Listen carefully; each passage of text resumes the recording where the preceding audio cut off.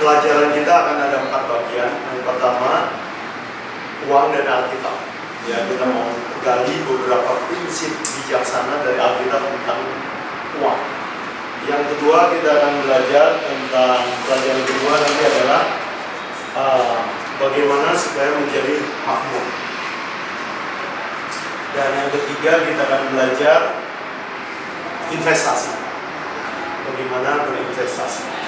Yang keempat, bagaimana mencapai kebebasan finansial. Nah, itu goal kita nanti.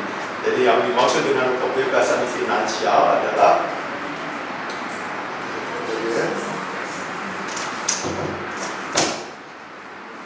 kita bebas, nggak usah lagi repot cari uang. Tapi kita punya uang dan punya waktu. Dan kita bebas melakukan apa yang kita suka. Kebanyakan kita hidup melakukan apa yang belum tentu kita suka. Nah, kita mau menuju kepada melakukan apa yang kita suka. Kalau kalian suka pelayanan, lakukanlah pelayanan. Suka punya waktu untuk membaca, lakukanlah lebih banyak. Pengen dekat sama keluarga, lakukanlah itu ya. Pengen bekerja untuk Tuhan, ini kuncinya di sini ya. Karena nggak ada cara lain untuk kita bisa melayani Tuhan dengan bebas, kecuali kita bebas secara finansial. Oke? Contoh yang paling bagus di Alkitab tentang orang yang bebas secara finansial, self-supporting, bebas secara finansial adalah Paulus ya. Coba kita lihat satu ayat, kita sekarang belajar Alkitab ya. Hari sesi pertama kita lebih banyak ke Alkitab. Kisah para Rasul.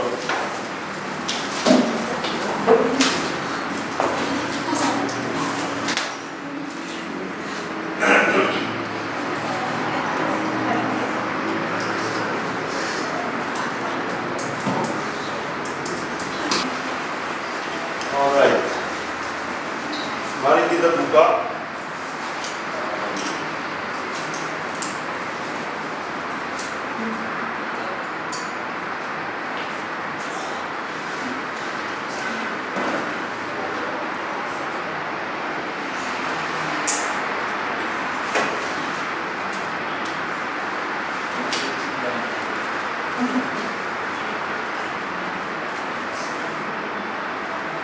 Kisah 20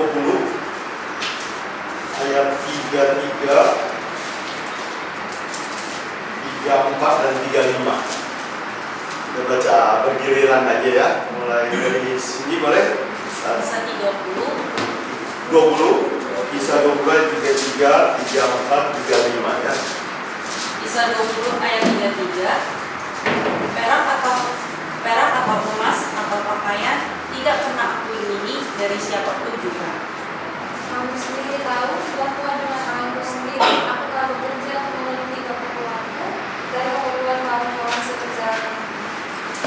35. Dalam segala sesuatu telah kuberikan contoh kepada kamu bahwa dengan bekerja demikian kita harus membantu orang-orang yang lemah dan harus mengingat perkataan Tuhan Yesus, sebab Ia sendiri telah mengatakan, adalah lebih berbahagia memberi daripada menerima. Oke, pertanyaan, Paulus terima gaji atau tidak? Tidak ya. Jadi kita boleh sebut Paulus ini, tujuan kita mau belajar adalah mau seperti Paulus, supaya kita bisa namanya self-supporting ya. Oke, tujuan kita mau belajar ini. Ya, bukan untuk menjadi kaya raya, tapi untuk menjadi self-supporting, cukup bahkan melebihi dari yang kita butuh. Bahkan kata Paulus, memberi lebih bahagia. Jadi Paulus ini adalah seorang yang lebih kaya dari orang kaya. Orang kaya berusaha mengumpulkan, dia membagikan. Orang yang bisa membagikan itu namanya orang kaya kan? Iya. Ya, kalau yang merasa kurang terus itu miskin. Jadi Paulus ini orang kaya. Jadi kita mau tujuannya ke sana ya, self-supporting. Nah, di dalam Alkitab ternyata prinsip uang itu banyak sekali. Bahkan kalau kalian perhatikan, Yesus lebih banyak bicara uang daripada soal doa. Banyak sekali Yesus bicara uang. Hati-hati sama uang. Awas ketamakan, uang juga ya. Ada seorang kaya, berlimpah hasilnya, dan seterusnya. Lalu Yesus lihat waktu di gereja ya, Dia bilang sama murid-muridnya, lihat itu janda, kasih persembahannya. Misalnya tuh, banyak atau sedikit? Sedikit. Tapi saya kasih tahu, dia kasih seluruh hidupnya. Banyak dia kasih. Jadi Yesus bicara soal uang banyak sekali di dalam Alkitab, lebih dari doa. Berarti uang sesuatu yang penting. Nah, uang juga yang paling banyak disalahpahami. Seringkali orang terlalu ekstrim ya, ekstrim kiri, ekstrim kanan. Ada orang nggak mau bikin perencanaan keuangan. Mereka berpendapat bahwa kalau kita beriman, serahkan sama Tuhan, Tuhan akan cukupkan. Ya, jangan khawatir apapun, nanti Tuhan akan cukupkan. Jadi nggak ada planning keuangan. Hidup hari demi hari, gaji datang habis, bergantung terus sama Tuhan. Ada orang yang saya ketemu bahkan setelah KKR sengaja berhenti kerja, mau kerja lagi, bergantung sepenuhnya sama Tuhan. Nah, ada yang seperti itu ya. Nah, saya mau kita balance bahwa uang itu perlu dipelajari, tapi juga jangan sampai kita jadi hamba uang. Nah, itu balance yang Alkitab. Ingat, kalau kita belajar Alkitab terlalu ekstrim, fanatik, terlalu kanan, ekstrim kanan, liberal. Nah, kita mau tengah-tengah. Contoh misalnya, belajar Alkitab perlu nggak?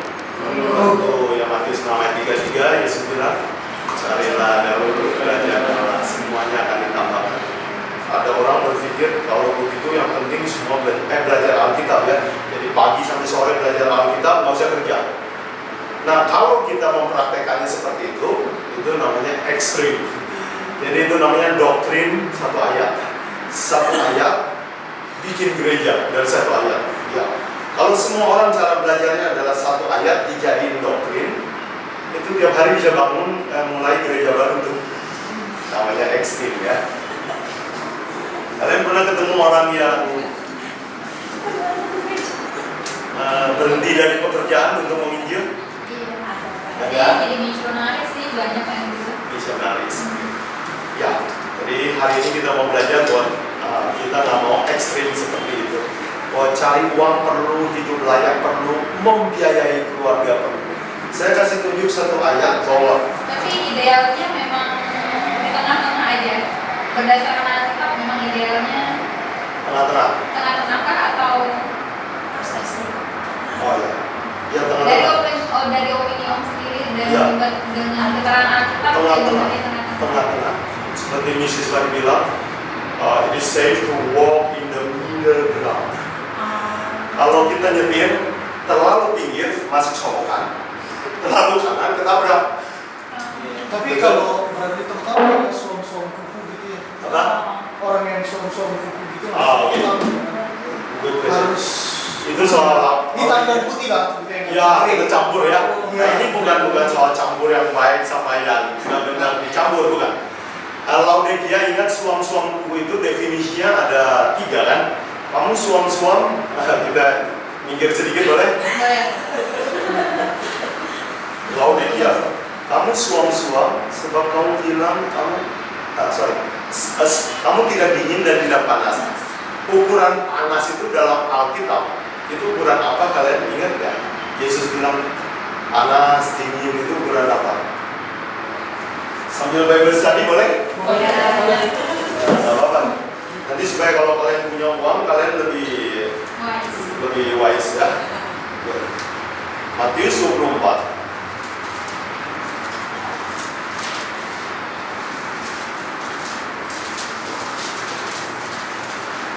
Ayat 12.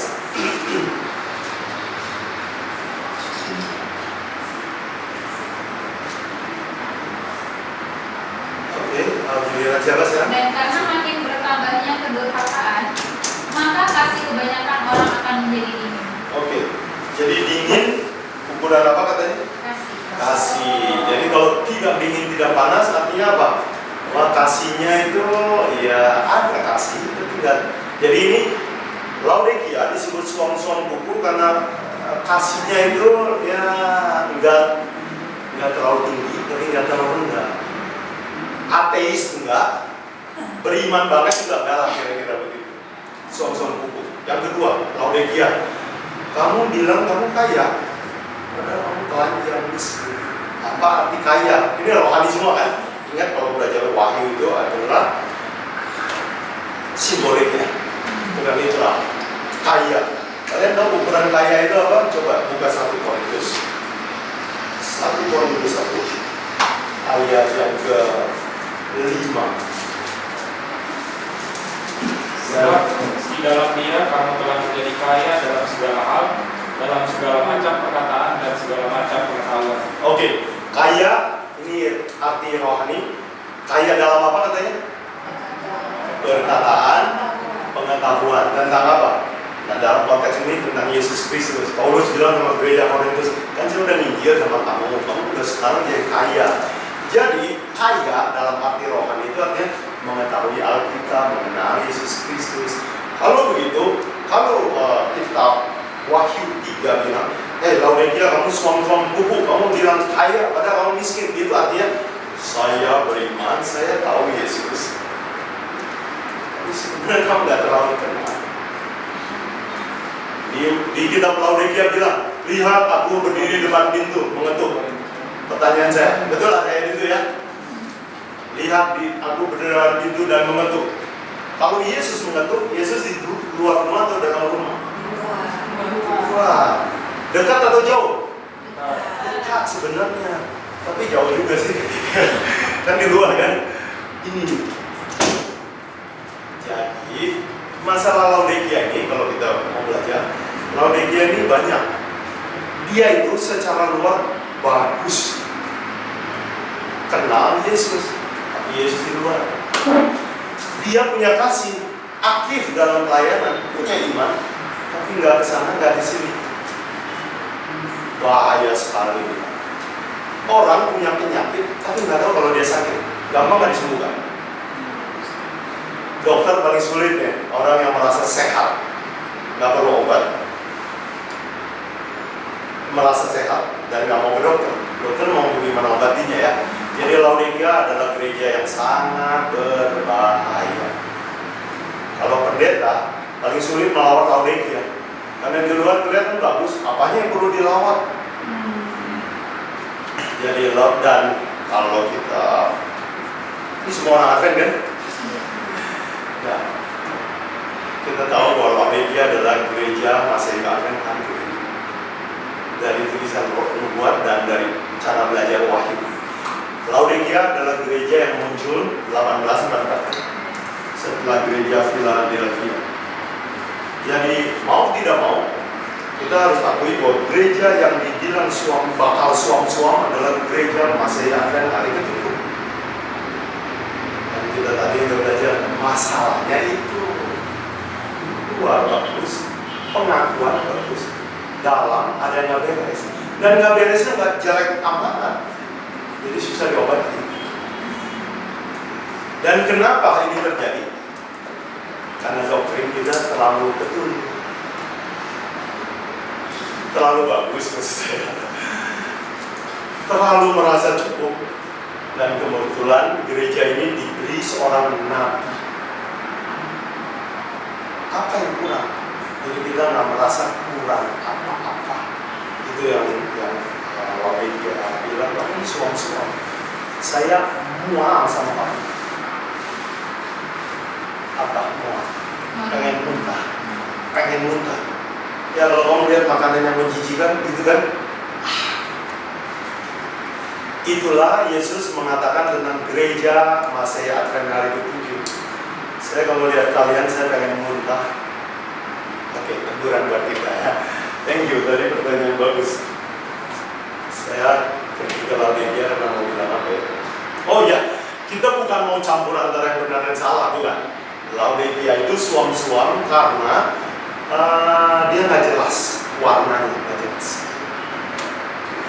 Ya, Ellen White tulis begini di dalam ya. Dia bilang lebih bagus kalau Laodikia ini kelihatan warnanya. Kalau dia nggak percaya sekali, gampang ditolong.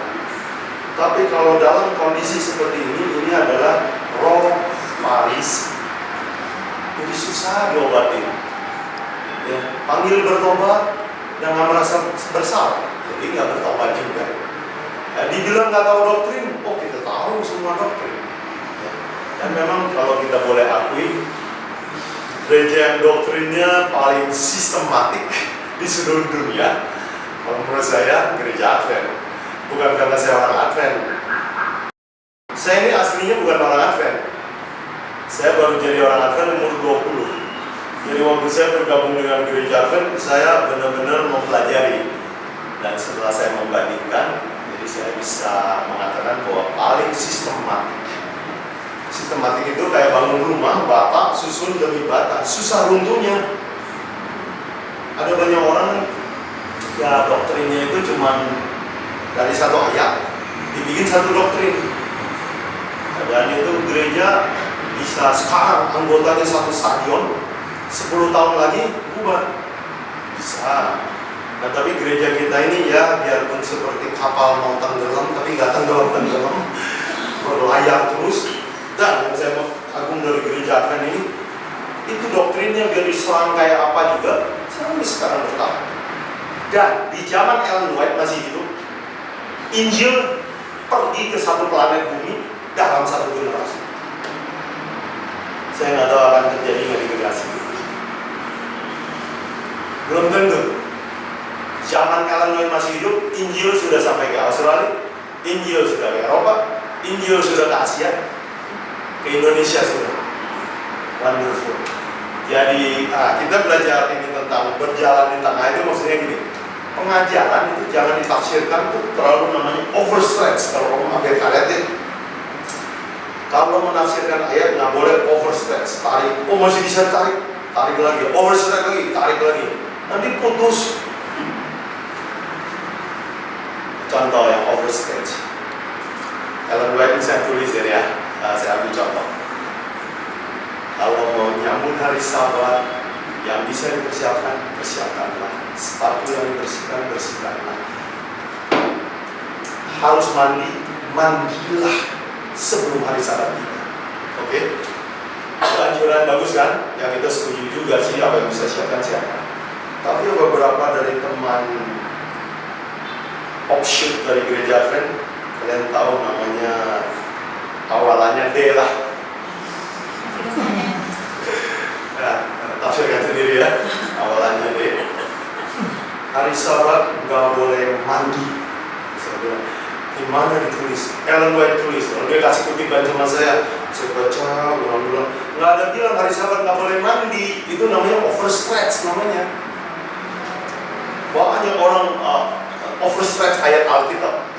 Misalnya, jangan khawatir akan apapun, Tuhan akan mencukupkan. Contoh ya, bisa nggak kita overstretch? Bisa, jangan khawatir.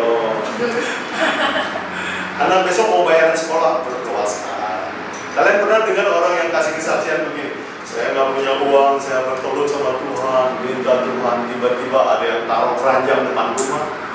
Dulu saya suka dengar yang begitu. Lama-lama saya pikir, ini orang sakti sekali ya, imannya kuat sekali. Kok saya nggak ada yang kirim-kirim keranjang ke saya.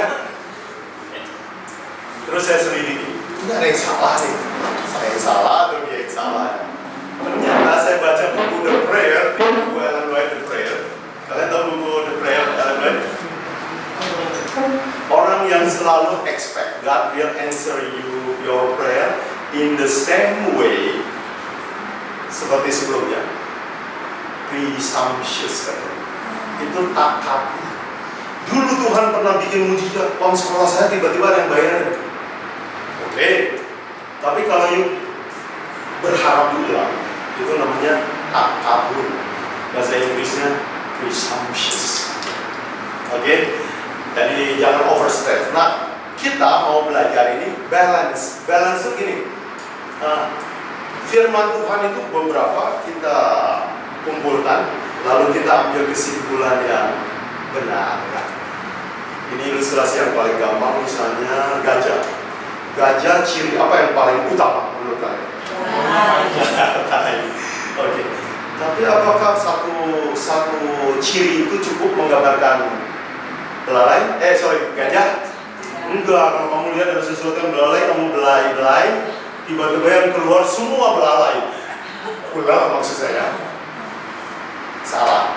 Jadi untuk mengetahui itu benar-benar gajah, kamu harus minta beberapa ciri. Belalainya, kakinya harus besar, betul?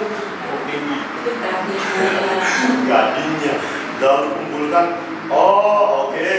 Kesimpulannya baru diambil.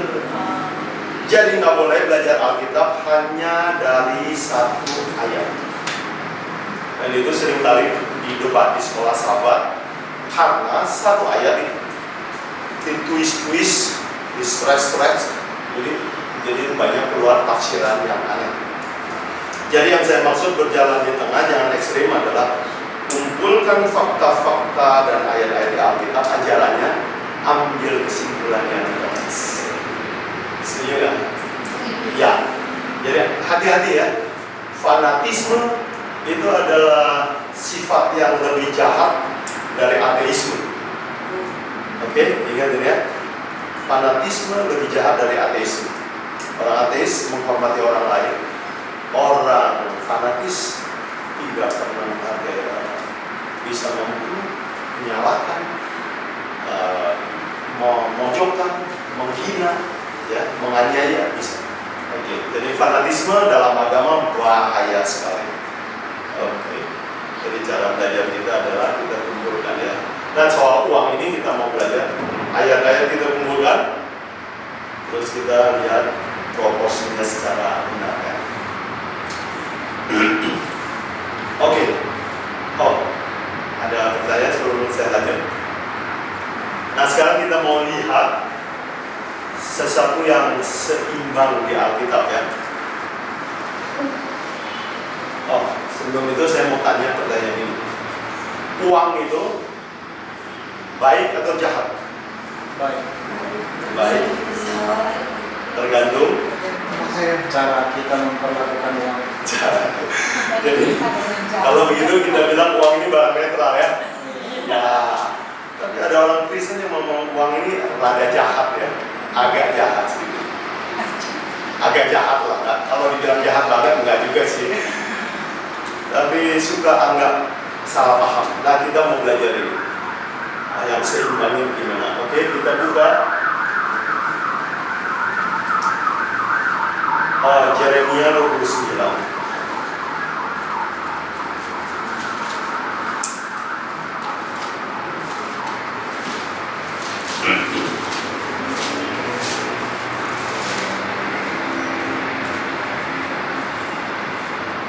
Ayat 4 sampai ke 7. Yeremia 29 adalah pembuangan 70 tahun. Ya, prinsip uang ya, kita belajar tentang uang. Ini adalah di Yeremia 29 ayat 4 sampai 7. Ini adalah Tuhan buang orang Israel 70 tahun ke Babylon. Nah, setelah 70 tahun Tuhan bilang, saya akan panggil kamu kembali. 70 tahun lama atau sebentar juga ya? Ya, lama tapi boleh juga sebentar ya. Jadi kalau 70 tahun lagi kiamat, perlu nggak cari uang? Nggak usah jawab ya. Pertanyaan ini kita mau jawab sekarang. Kalau Yesus datang 10 tahun lagi, Yesus datang 50 tahun lagi atau 70 tahun lagi, perlu nggak kita cari uang? Jawabannya kita ikuti cara Tuhan mendidik orang Israel. Yeremia 29 ayat 4 sampai 7, kita baca giliran boleh? Next. Ayat 4, beginilah firman Tuhan semesta alam Allah Israel kepada semua orang buangan yang diangkut ke dalam pembuangan dari Yerusalem ke Babel. Menjadikanlah rumah untuk kamu diami, buatlah kebun untuk kamu menikmati hasilnya. Ayat 6, ambillah istri untuk memperanakan anak laki-laki dan perempuan. Ambilkanlah istri bagi anakmu laki-laki dan carikanlah suami bagi anakmu perempuan, supaya mereka melahirkan anak laki-laki dan perempuan, agar di sana kamu bertambah banyak dan jangan berkurang. Ayat 37, usahakanlah kesejahteraan kota kemana kamu makan uang, dan berdoalah untuk kota itu kepada Tuhan, sebab kesejahteraannya adalah kesejahteraannya. Oke, jadi kata Tuhan, boleh nggak cari uang di sana? Boleh. Boleh. Bangun rumah perlu? Perlu. Kawin perlu? Ya, saya mulai dengar sekarang ada orang-orang yang mulai ekstrim. Yesus mau datang nggak usah kawin. Mau sekolah, nggak usah perguruan tinggi, Iya. oke, nggak usah bikin perusahaan. Nah, ini adalah ekstremisme fanatisme. Kalau nggak ada yang setuju boleh diskusi sama saya ya.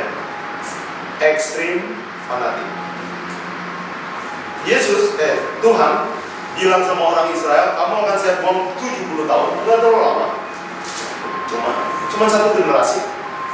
Nanti kamu akan, itu cuma tempat tinggalmu sementara. Tapi Tuhan bilang, bikin kegiatan ekonomi di sana. Ya. Ada pertanyaan soal ayat ini? Sekarang saya mau pergi ke contoh yang kontras. Ini contoh satu. Jadi Tuhan bilang ikut kegiatan ekonomi. Oke. Sekarang yang kedua, kita buka Kejadian 13. Ini adalah cerita tentang dua orang kaya. Siapa namanya? Dua orang kaya. Lot, Abraham. Coba bahwa Kejadian 13 ayat 2 dan 5. Boleh? 2, 5, 6 ya. 2, 5, 6, 7. Sekarang giliran siapa? Depan lagi. Oh, depan lagi? Oke. 2 dulu. 14 ayat 2 ya. 13 ya 2. Kejadian 13 ayat 2. Adapun Abraham sangat kaya, banyak ternak, perak, dan emas. Ayat 5. Juga Lot itu bersama-sama dengan Abraham, naik domba, naik lembu, dan kemah. Ayat 6. Tetapi negeri itu tidak cukup luas bagi mereka untuk diam bersama-sama. Sebab harta milik mereka amat banyak, sehingga mereka tidak dapat diam bersama-sama. Karena itu terjadilah perkelahian antara para gembala Abram dan para gembala Lot. Waktu itu orang Kanaan dan orang Periz diam di negeri itu. Oke. Siapa nama kedua orang kaya ini? Abraham dan keponakannya Lot. Dua-duanya kaya, diberkati Tuhan. Jadi ingat ini cerita Alkitab ya. Artinya Tuhan bisa memberkati orang jadi kaya. Jadi kekayaan itu adalah pemberian Tuhan. Ingat itu. Jadi jangan anggap sesuatu yang jelek kalau kaya, karena itu pemberian Tuhan. Termasuk orang bukan percaya juga Tuhan bisa kasih kaya. Babylon, Raja Nebukadnezar, Tuhan kasih kaya. Itu semuanya emas semua. Tapi Tuhan menuntut orang yang diberi kaya itu bagaimana sikapnya terhadap kekayaan itu. Ya, itu yang Tuhan tuntut. Nah, dua orang kaya ini, dua-duanya tadinya miskin, kan keluar dari kampung halamannya, gak punya apa-apa. Lalu mereka, apa bisnis mereka? Nah, ya ingat, mereka punya usaha ya. Dan Tuhan memberkati usaha mereka. Jadi Tuhan gak pernah turunin emas dari langit ya. Catat itu ya. Nggak ada di depan ya. Gak ada. Atau di Solokan gitu ya. Nah, kalau di Solokan ada 1.000 rupiah. Ya, kadang-kadang kita bisa ketemu 1.000 di jalan ya. Tapi Tuhan gak pernah caranya turunkan uang dari langit. Tuhan memberkati usahamu. Itu cara Tuhan bekerja. Kamu kerjakan sesuatu, Tuhan tambahkan berkat. Nah, ini dua orang jadi kaya raya. Nah, sekarang perhatikan di ayat 7. Apa yang terjadi? Berantem. Pertanyaan saya, kekayaan ada kesusahan nggak? Ingat selalu ini ya. Nah, ini yang namanya balance ya. Jadi kalau diberkati keuangan belum tentu enak. Belum tentu. Ada orang bilang enaknya kalau jadi kaya ya. Nggak benar. Enaknya miskin ya. Ada yang bilang gitu? Nggak ada juga. Tapi mulai ada sekarang yang merasa bahwa kaya itu lebih suci. Sedikit lebih suci. Nggak ada beban, nggak tamat, nggak usah mikirin duit ya. Anda tanda kutip, dia nggak sadar bahwa dia merasa bahwa kaya itu seperti lebih aman dan pencobaan. Jadi ingat, miskin ada masalahnya, kaya ada masalah. Sama, namanya hidup di dunia. Oke. Nah sekarang, yang bedakan dari dua orang kaya ini adalah cara menangani masalah. Coba kita lihat Abraham gimana cara dia menangani masalahnya. Kejadian 12 ayat 8. Kemudian ia pindah dari situ ke pegunungan di sebelah Betel. Kejadian 13 ayat 8 dan 9. Maka berkatalah Abraham kepada Lot, janganlah kiranya ada perkelahian antara aku dan engkau, dari antara para gembalaku dan para gembalamu, sebab kita ini kerabat. Ayat 9, bukankah seluruh negeri ini terbuka untuk engkau? Baiklah, pisahkan dirimu daripadaku. Jika engkau ke kiri, maka aku ke kanan. Jika engkau ke kanan, maka aku ke kiri. Oke. Siapa yang lebih tua? Siapa yang ngalah? Ini keponakan benar-benar kurang ajar loh. Ya omnya suruh ngalah. Omnya ya udah ini, kita ini bersaudara nggak boleh berantem. Nah, ini prinsip di gereja penting ya, jangan berantem. Sama saudara, sama sepupu, nggak boleh berantem. Urusan uang, nggak boleh kita berantem karena uang. Mari kita cari solusi. Ada yang bilang kayak hubungan saudara dan tapi uang nggak bersaudara. Itu Ya. statement itu benar nggak? Ya, Bisa dipakai nggak itu? Orang Chinese punya istilah gini, cinlang, cintong, uang mah ngasih kantong. Saudara, uang mah nggak ada saudaranya. Ya, di dunia begitu. Tapi buat Abraham itu dicoret sama Abraham. Abraham, no. Saudara lebih tinggi daripada uang. Seringkali orang cerai, uang. Anak sama orang tua ribut, uang. Sepupu ribut, uang. Warisan, uang. Uang lebih tinggi dari hubungan. Jangan. Nah, Abraham adalah seorang yang bagus. Dia ngalah, dia bilang, udah kita jangan berantem begini saja. Ini kan tanah luas. Kamu ke kiri, saya ke kanan, kita bisa aja. Ini kita udah terlalu kaya. Oke, kita terlalu kaya, bisa aja. Kamu bikin perusahaan sendiri, saya bikin perusahaan sendiri, kira-kira begitulah. Ini PT-nya dibagi dua sekarang. Ini ya pakai bahasa modern ya. Oke, sahamnya sekarang kita dibagi ya. Nah ini singkat cerita, kita nggak akan baca seterusnya. Lot ini agak kurang ajar. Dia langsung matanya jelalatan ya, langsung hijau matanya. Dia lihat ke arah mana katanya? Dia lihat kemana yang sebut? Lembah Yordan. Ayat 10. Lembah Yordan. Lembah Yordan, di mana ada tempat kota Sodom dan Gomora. Wow, itu kayak New York ya. Atau itu kayak Jakarta ya. Kalau mereka lagi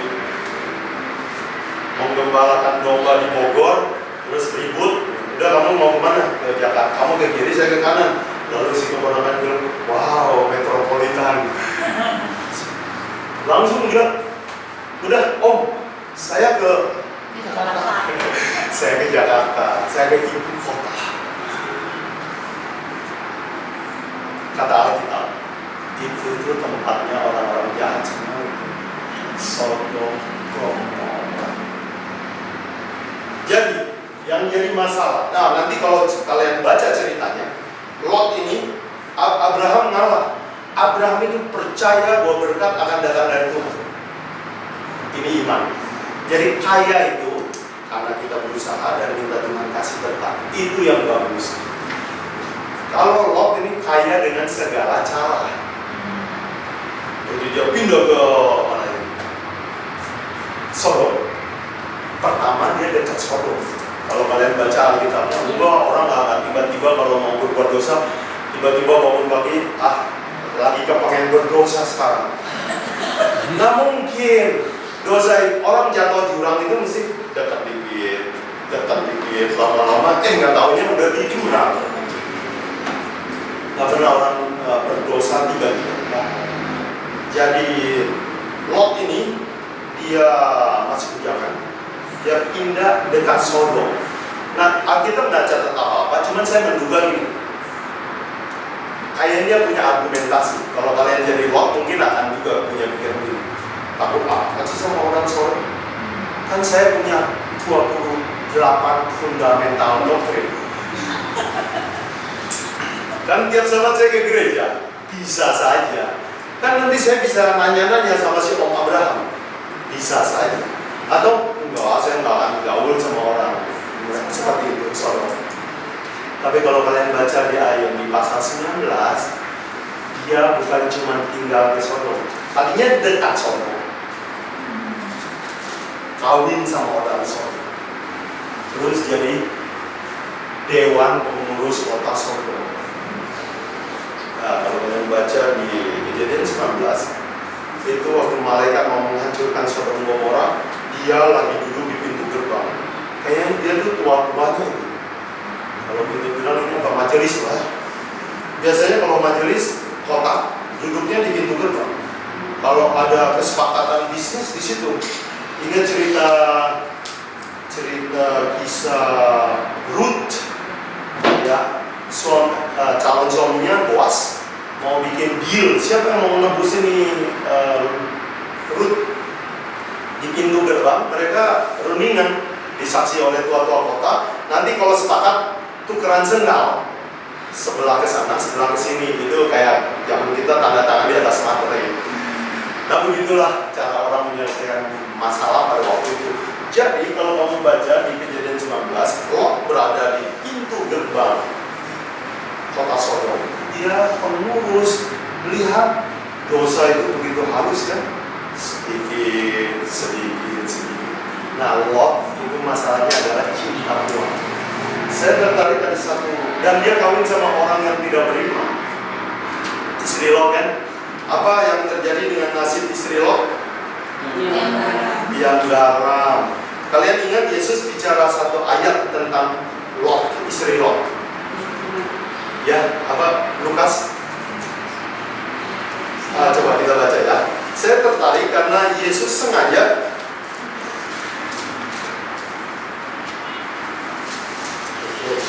Lukas 17 ayat 32.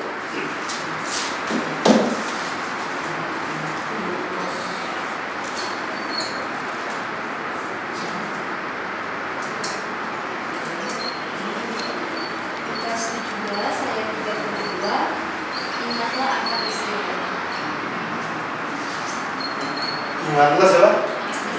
Oke, saya senang ayatnya cinta. Nanti Yesus serius sekali. Ingat cerita Lot, ingat istri Lot. Jadi saya ingin kasih pelajaran begini. Ini Tuhan mau kita aktif di bidang ekonomi. Kedua, uang bukanlah masalah. Masalahnya adalah prioritas.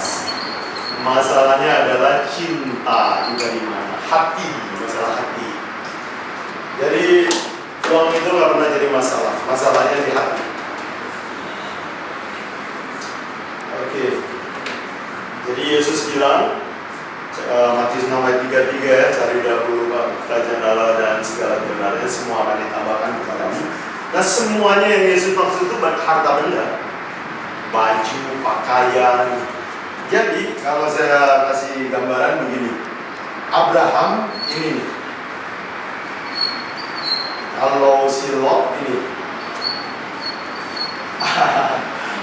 ya, Abraham Tuhan nomor 1. Harta benda ditaruh di belakang, maka nilainya jadi tinggi. Kalau si Lot ini, harta benda yang dia paling cintai, Tuhan taruh di belakang.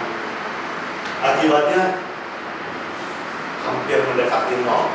Dan kalian tahu apa kekayaan, berapa kekayaan Lot waktu akhir hidupnya? Sodom Gomora musnah, cepat-cepat dia lari. Itu juga larinya ditarik sama malaikat tuh, kalau mau mati tuh. Tarik. istrinya udah lari, dia masih pikir, aduh, jangan nengok, dia nengok, mati jadi tiang garam. Dan Lot lari tanpa keburu bawa apa-apa, hanya baju menempel di badan. Terus mereka tinggal di mana kalian dengan cerita? Wah, berapa harga rumah di bawah? Nggak usah bayar. Dengan kata lain, nggak ada sertifikat.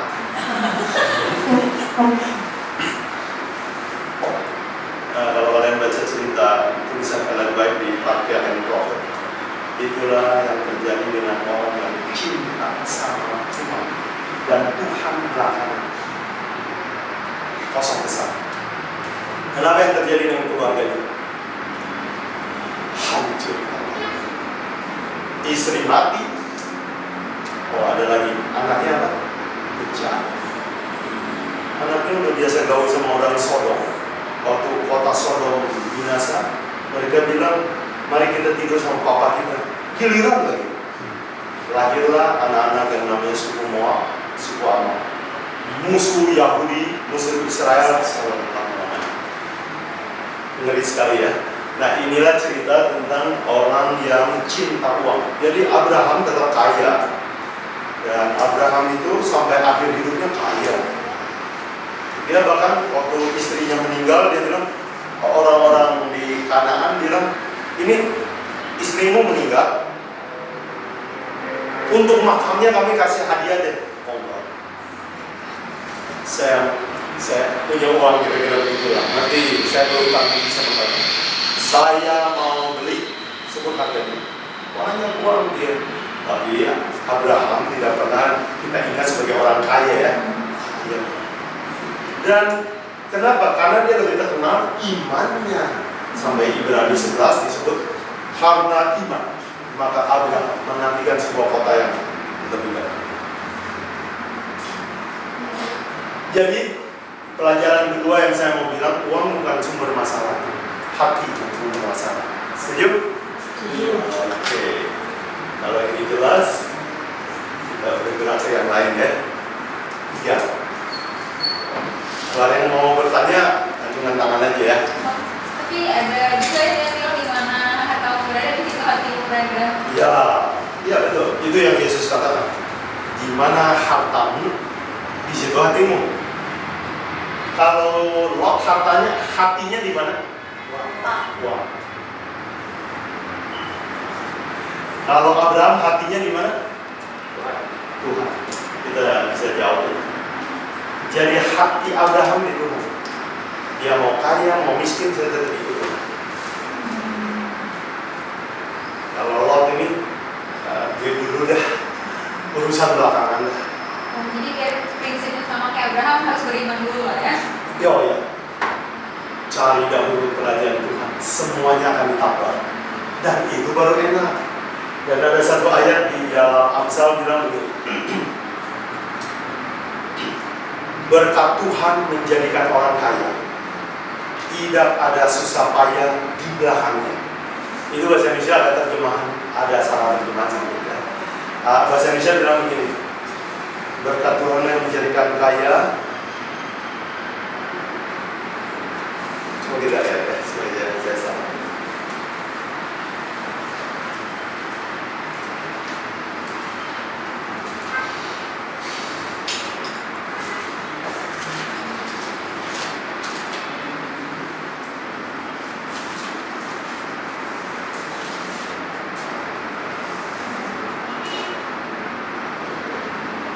Amsal 10 ayat 22.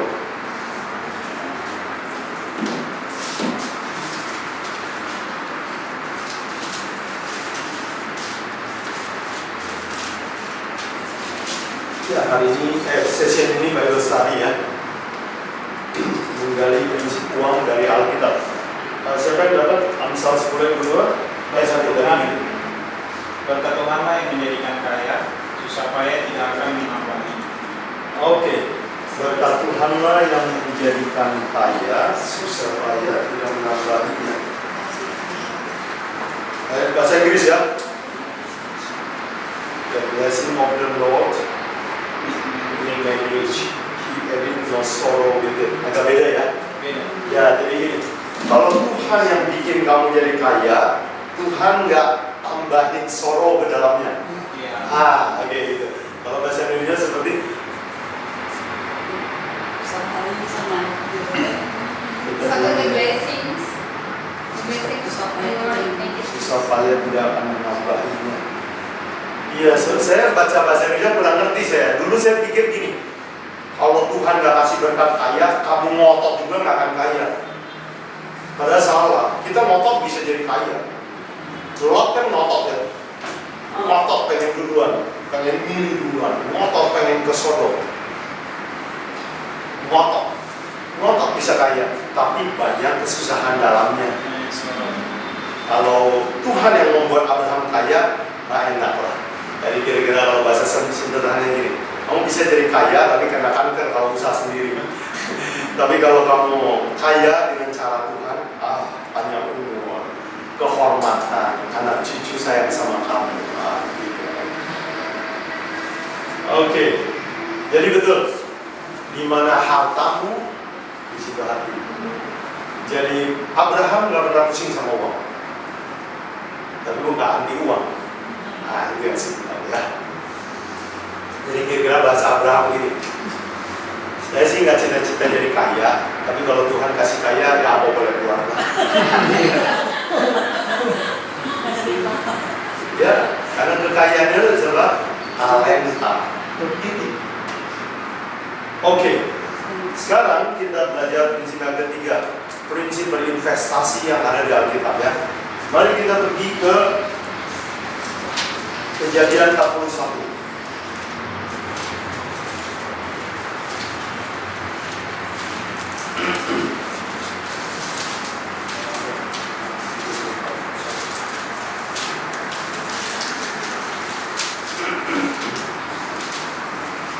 Oke, ini adalah mimpi Firaun. Apa mimpinya ingat? 7 lembu ambun dimakan sama 7 lembu kurus. Oke, kelaparan. 7 tahun makmur akan diikuti oleh 7 tahun kelaparan. 7 bulir gandum penuh ditelan oleh 7 bulir gandum kurus. Artinya, coba kita baca di Kejadian 41.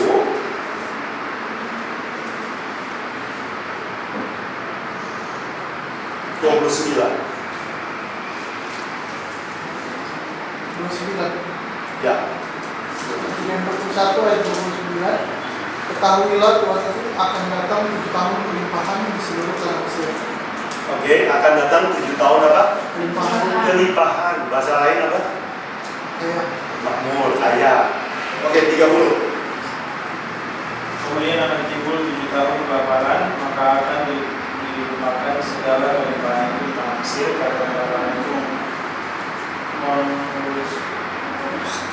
mengurus kehidupan negeri ini.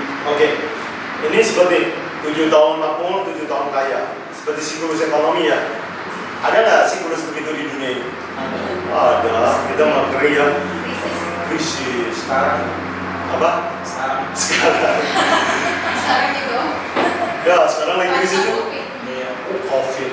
masih Banyak orang yang tiba-tiba jadi direktur karena dipecat, jadi maksudnya berusaha sendiri gitu. Jadi saya menghibur orang-orang yang dipecat, saya bilang selamat deh jadi direktur. Self company. Self company ya. Direkturnya siapa? Saya. Sekretarisnya siapa? Saya. Supirnya siapa? Saya. Oke. Jadi siklus ekonomi sudah ada di Indonesia. Aneh nggak? Nggak usah aneh. Nah sekarang apa nasihat Yusuf, orang bijaksana? Waktu itu umurnya baru 30 tahun. 34 saran dia. 34. Ya, 34. Oke, Ayat 24. Baiklah juga tuanku Firaun berbuat begini, yakni menempatkan penilik atas negeri ini, dan dalam ke-7 tahun Oke, apa salah dia? Pungut 1/5, 20% kan? Kumpulin. Bahasa lain tuh kumpulin apa namanya?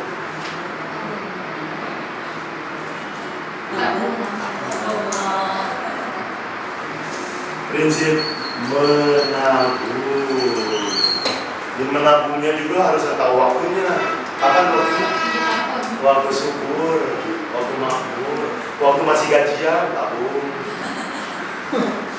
Banyak orang ya salahnya itu ya, udah dipecat baru ingat nabung. Telat ya. Jadi waktu makmur, nabung. Waktu makmur, kumpulkan cash.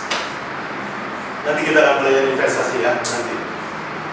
Cash is the king in the time of depression. Waduh, ini mulai agak duniawi sedikit lah, tapi nggak apa-apa lah ya. Kan mau belajar uang kan? Ya. Tapi jangan jadi otak aja pokoknya.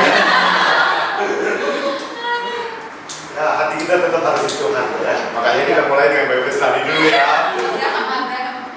Abraham gitu ya. Kaya seperti Abraham, jangan kaya Lot ya, keluarga hancur, jangan. Berapa? Oh di gereja saya ada banyak orang kaya. Beberapa lah. Kaya, Adventnya cuma 1 generasi. Sedih banget ya. Pemakaman, bunganya ampun, dari ujung jalan sampai ujung jalan. Kaya kan berarti? Kita kasih penghiburan, yang duduk anaknya, saudaranya, nah yang ke gereja. Habis dimakamkan cuma bilang makasih ya gereja kalian Advent. Udah, kita udah diundang ya datang ke gereja, berbakti lagi, meneruskan iman orang tua Anda. Oh, ada udah. 1 generasi habis, 1 generasi habis. Sedih. Banyak orang datang ke gereja Advent miskin waktu muda. Tuhan berkati kaya, 1 generasi habis, 1 generasi habis. Jangan ya, jangan terjadi lagi. Semoga kalian kaya dan tetap setia.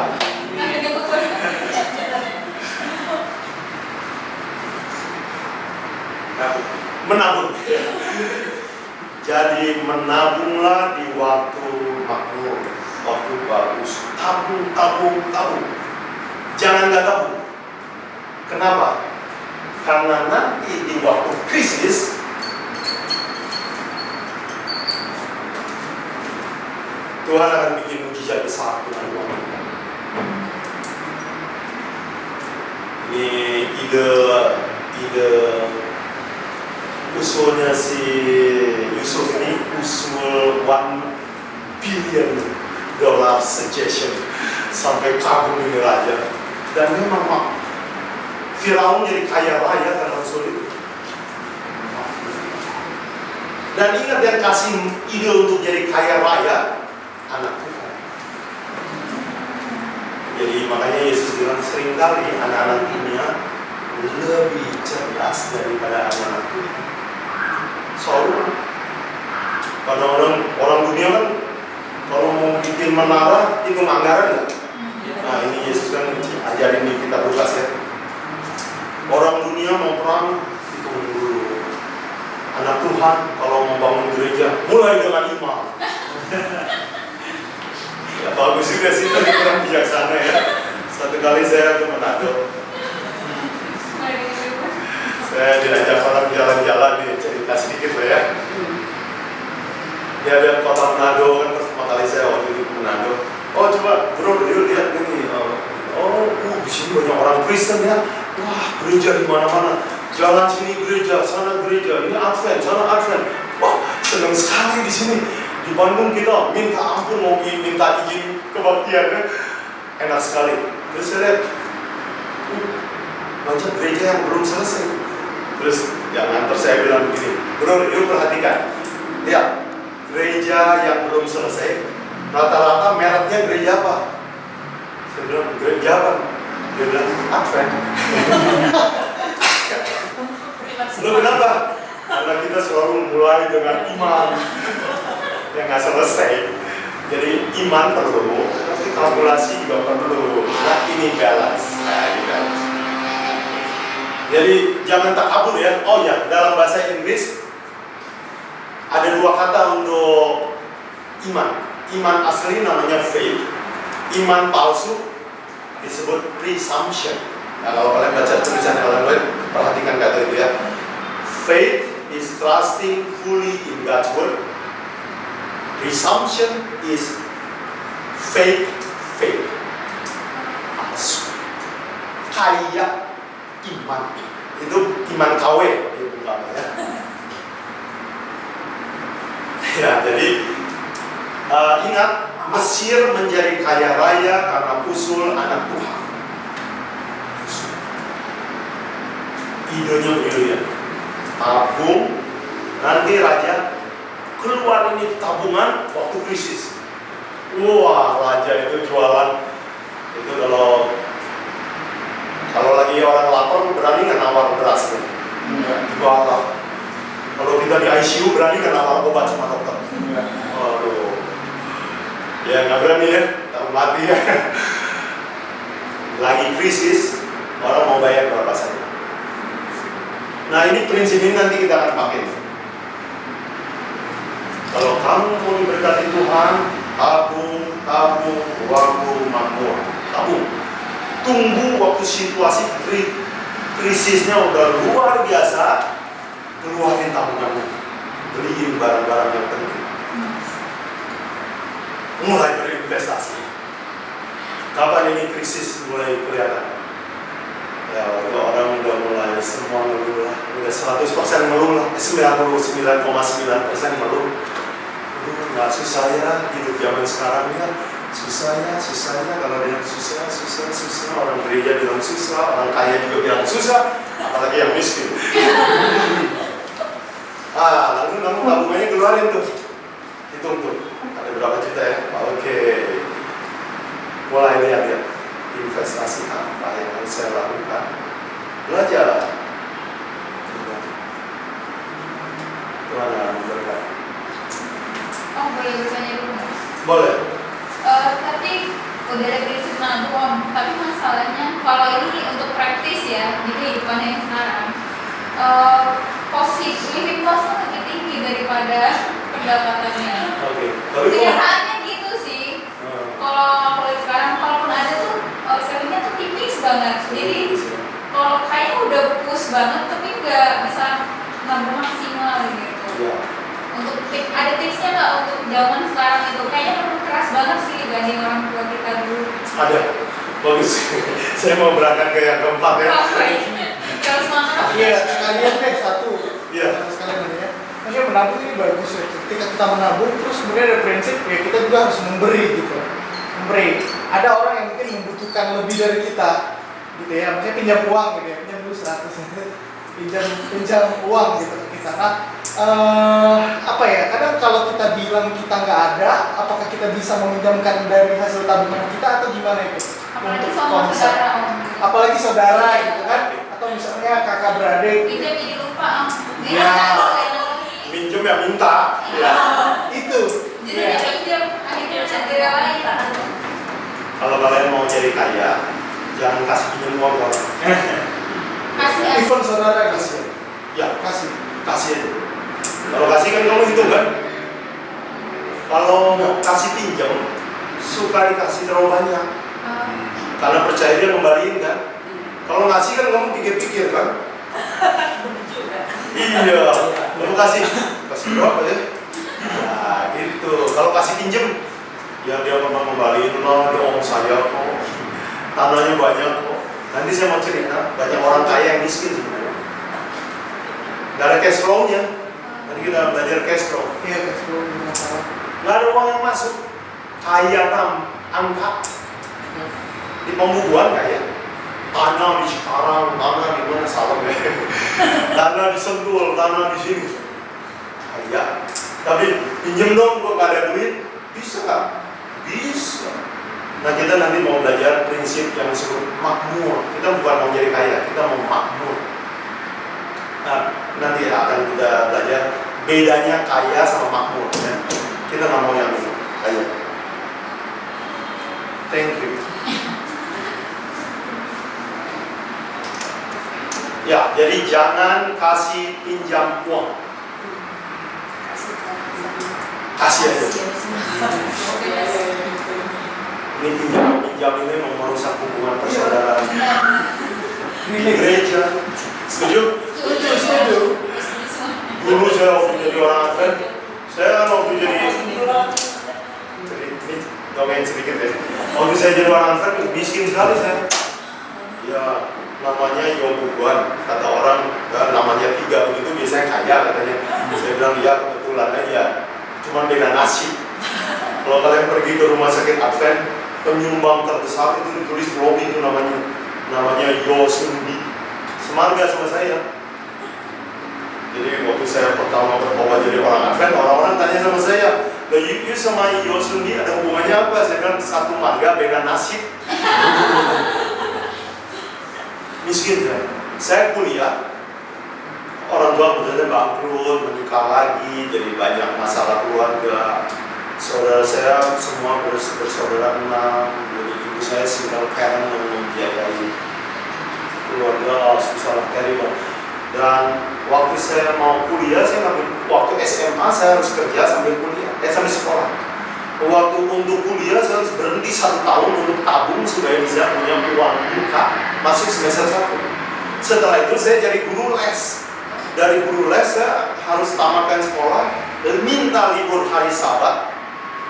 Uang sekolah cicil sendiri. Begitulah cara saya tamat sekolah. Tapi Tuhan memberkati saya. Saya sekarang punya beberapa usaha dan saya mau sharing juga sama kalian ya. Saya nggak kaya, cuman lumayan lah bisa datang ke IYC tanpa dipotong gaji sama orang lain. Ya saya nggak usah khawatir soal gaji lagi. Dan saya pernah jadi karyawan, pernah. Akhirnya saya berusaha jadi pengusaha. Setelah pengusaha, saya belajar investasi. Nah ini yang saya mau tularkan sama kalian nanti ya. Good. Jadi jangan kasih pinjam sama uang. Oh ya, waktu saya mulai masuk gereja, saya miskin, saya berusaha, saya mulai maju, saya mulai banyak orang, ada beberapa orang gereja yang mau pinjam uang sama saya. Yang sedikit, yang banyak. Pikir-pikir nanti disebut jahat ya, kasih pinjam. Nggak balik kita, udahlah. Mungkin dia memang usahanya susah kali ya, udah dilupain. Orang yang minjemnya malah nggak ada gereja lagi. Malu sama saya kali ya. Nah itu, jadi sejak itu ada yang hutang besar, hutang kecil, jadi musuh, jadi nggak berani ketemu. Kalau yang hutangnya ada besar nggak balikin sih saya jadi kaki ya. Jengkel. Pernah saya sampai stres tidur ya. Sampai akhirnya saya belajar mengampuni, menghapus hutang. Nah itu cerita yang lain lagi. Maaf ya, kalau misalnya untuk pinjam ini apa perlu kita budgetin atau enggak? Gitu yang dari income kita gitu. Budgetnya 0 aja. Kasih aja. Nggak ada kasih pinjam orang. Nggak maksudnya tuh kalau mau ngasih itu harus ada. Ada, oh boleh. Berapa persen gitu? Maksimum 100. Sehat. Mati ya berarti. Ya kalau rela boleh. Tapi kan kalau memberi saya kira kamu pasti pakai akal sehat. Kalau kasih pinjam kamu nggak pakai akal sehat. Kamu pakai emosi.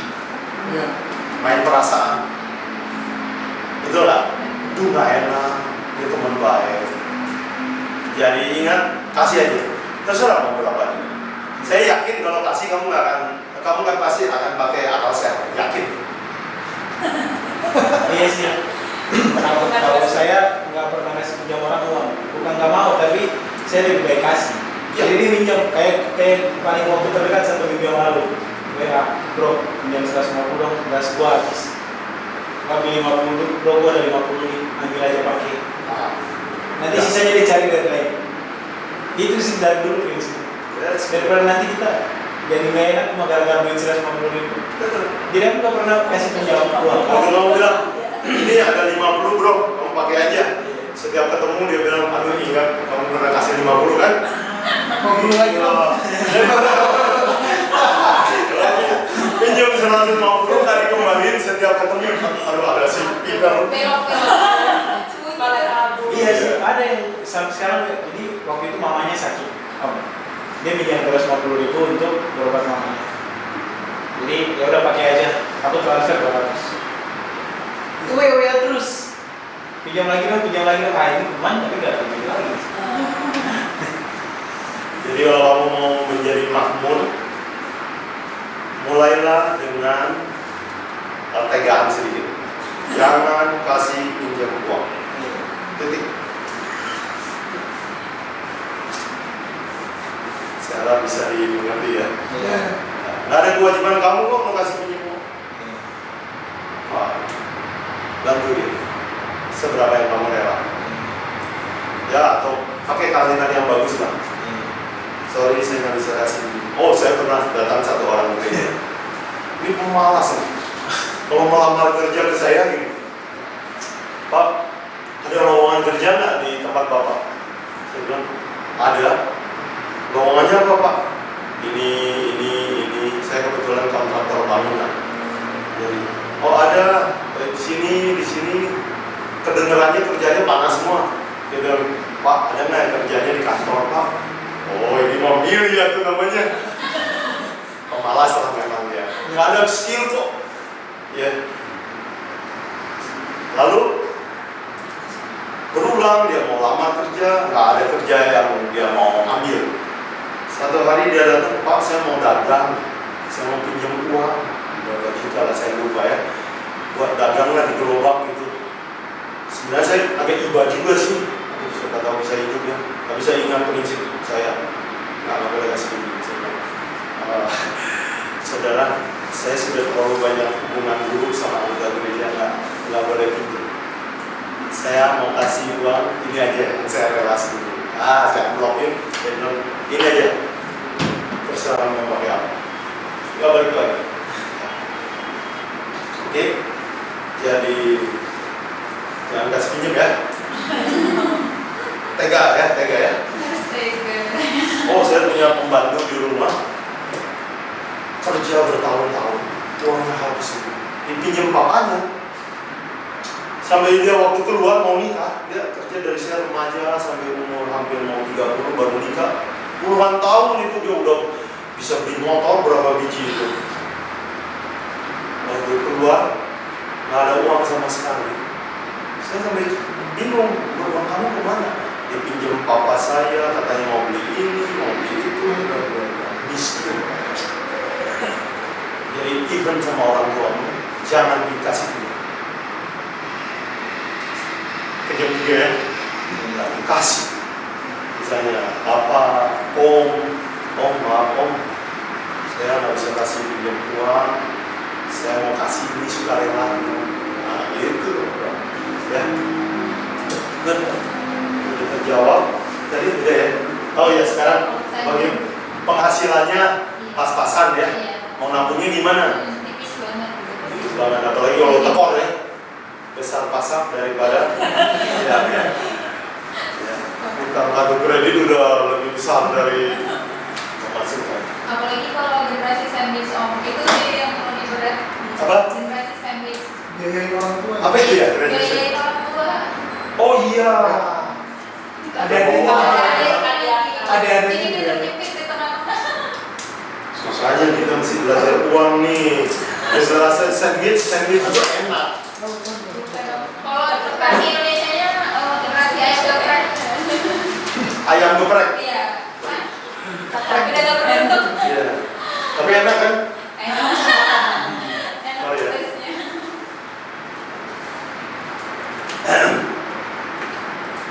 Nah kita perlu nanti, ini kita belajar supaya kalau kita jadi generasi sandwich, anak bisa dibiayai. Orang tua dia. Orang tua kalau tua apalagi ya.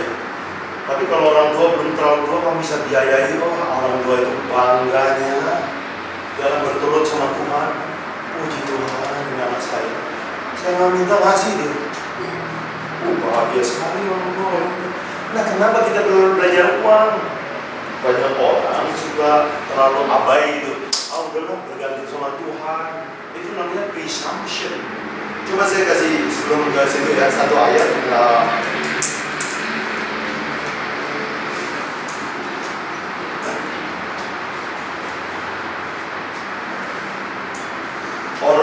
tidak kasih biaya hidup sama keluarga itu.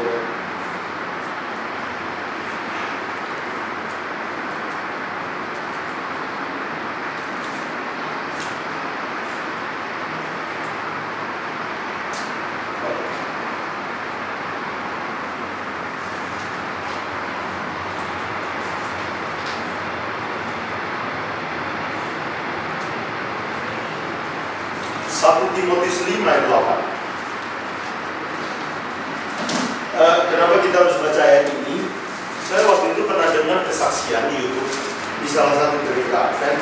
Dia bersaksi bahwa puji Tuhan sekarang saya nggak punya kerjaan, saya stop semua bisnis saya dan saya hanya hidup bergantung kepada Tuhan.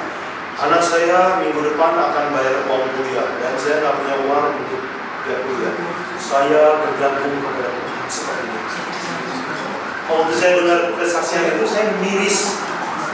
Dia masih bisa berusaha, masalahnya. Oke, coba kita lihat 1 Timotius 5 ayat 8.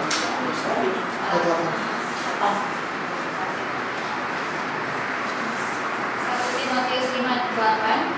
Tetapi jika ada seorang yang tidak memelihara sama saudaranya, apalagi seisi rumahnya, orang itu murtad dan lebih buruk dari orang yang tidak beriman. Oke, isi setuju? Ya, jadi jangan bilang saya bergantung sama Tuhan, gak ada perencanaan keuangan, anak saya uang sekolah dari mana, nanti aja lah minta majelis doain. Sebenarnya bukan minta didoain, minta diketahui majelis. Kode. Iya. Oke. Jadi uang itu juga penting untuk memelihara keluarga. Orang yang nggak tahu perencanaan keuangan, nggak merencanakan keluarga, nggak bisa pelihara anak, nggak pelihara orang tua, itu lebih jahat dari orang nggak percaya ya.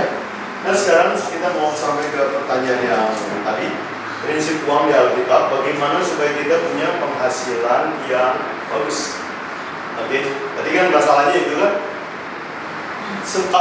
Sebelum ke sana, sebenarnya kita bisa nabung. Kita bisa nabung dengan gaji berapa saja bisa.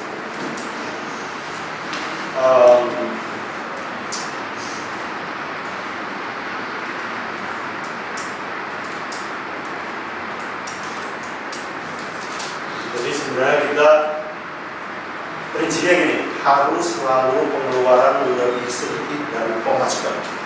Itu rumusnya. Coba menurut kalian ya, kenapa orang yang pengeluaran lebih besar dari pemasukan masih bisa hidup? Apa? Pakai paylater. Utang. Utang. Utang. Ya. Terus sekarang ada yang coach Euro, you only live once. Oh, once. Jadi Kau hanya sekali ya udah. Sudah dia. Habisin aja hari ini besok. Oh iya, saya pernah dengar itu. Yolo namanya YOLO. Oh, habis ya. Habis. Oke. Nah, itu tentang doktrin ya, ajaran. Ada yang mau YOLO, apa YOLO ya? Yolo. Ya, monggo ya. Tapi yang saya mau ajarkan adalah nasihat Alkitab. Keuangan harus direncanakan. Tapi mostly milenial sekarang itu prinsipnya Yolo. Makanya pilih-pilih mana sebentar kalau balikan udah hidup. Gensi ya. Udah rusak sih makanya kita mau ikut kelas ini cuma tuh ada something new kan. Istri saya buka sekolah musik, kursus musik. Istri saya dulu juga mentalnya karyawan dia.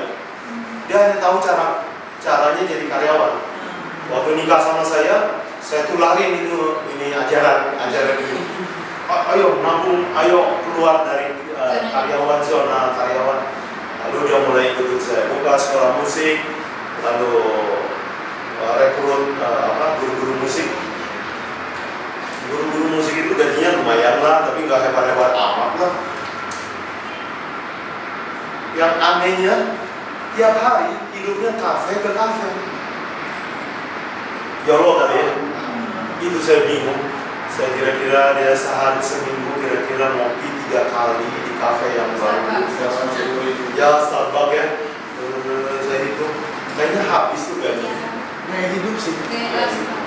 Jadi itu soal lifestyle. Biar ada yang kios. Toxic sih sekarang banyak ini. Iya. Nah itu nggak tahu ya ajaran itu dari mana. Ya. Dan orang yang kaya juga, tapi kalau hidupnya hedonis, artinya Di mana di healing terus, nanti miskin lagi. iPhone 15. masih lidah. Jadi sebenarnya kaya itu adalah mental. Ya. It's not about money. Oh ya, saya menyimpang sedikit, saya mau cerita nih. Ada saudara saya, kerjanya cuma minjem uang, minta uang ke saudara terus. Kalau dikasih kerjaan, kerjanya itu nyalain bosnya dulu. Jadi dia cuma ngomel aja perusahaannya gini, bosnya gini, jadi dia nggak pernah betah kerja lama. Satu hari dia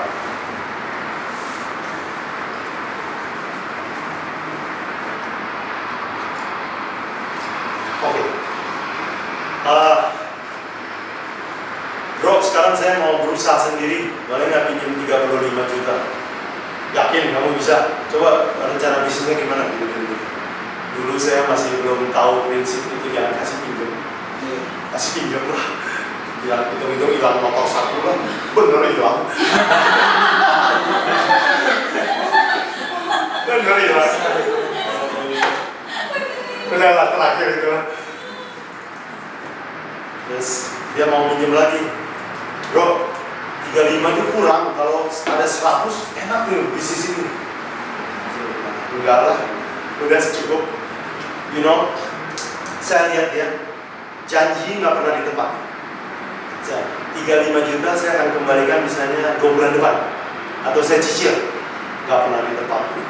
Saya ada Bible study, saya bilang, udahlah kamu harus cari Tuhan dulu. Saya ada Bible study, mau ikut kelas saya? Ya mau. Saya mau cari Tuhan juga. Ya, waktu Bible study kan lewat Zoom kan, gampang banget kan, nggak ada hujan, nggak ada alasan hujan nggak bisa datang kan. Saya namanya, muncul. Ditunggu minggu depan nggak muncul juga, bohong kan? Jadi dia nggak pernah tepat janji, dia nggak konsisten, dia selalu mengharapkan, bilang orang lain salah, bla bla bla bla. Saya ambil kesimpulan begini, orang tidak pernah bisa jadi kaya karena uang. Orang hanya bisa kaya kalau mentalnya tidak tinggi. Kamu kasih 1 miliar sama dia, kenapa? Kalau dia tukang bohong, kalau dia YOLO, dia hedonis, foya-foya, katanya miskin. Semua pemenang lotre di Amerika disurvei, apa hasil dari dapat $1 juta Amerika? Miskin semua. Ada yang masuk penjara, ada yang jadi pecandu narkoba, gagal total. Jadi kalau begitu, rich itu bukan soal rupiah ya, bukan. Itu soal ini, soal doktrin yang benar di sini. Oke. Now, Iya. oh masa? Harus sama aja. Oh iya ya. We will continue after this. Same after plenary. Okay. But same conference. Really? Oke, di continue. Go.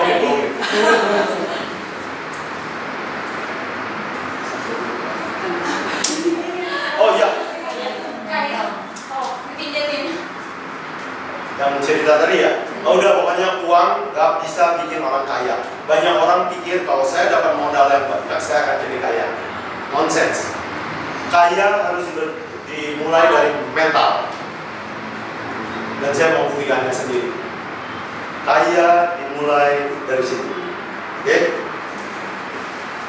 Sekarang 1 Timotius 6 ayat